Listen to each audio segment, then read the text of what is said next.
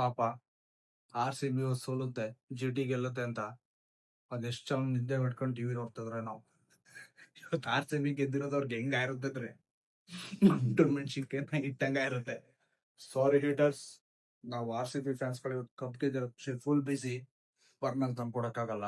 ಹುಷಾರು, ನೀವೇ ತಣ್ಣಗಿರೋದು ಎದುರು ಮೇಲೆ ಹೋಗಿ ಕೂತ್ಕೊಳ್ಳಿ, ಇಲ್ಲ ನಾವು ಕೊಡೋದ್ರೊಳಗೆ ನಿಮ್ದು 10-12 ಆದ್ರೆ ಕಷ್ಟ.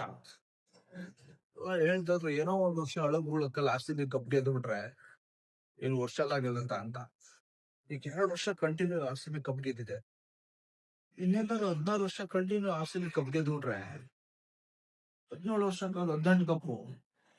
ಓ ಮೈ ಗಾಡ್, ಹೇಟರ್ಸ್ ಗಳಿಗೆ ಒಂದ್ ಮೆಣಸಿನ್ಕಾಯಿನ ಜೊತೆ ಸೇರ್ಸಿ ಇಟ್ಟಂಗ ಬಿಡುತ್ತೆ. ಹೇಟರ್ಸ್, ಈ ಸಲ ಕಪ್ ಜೈ RCB.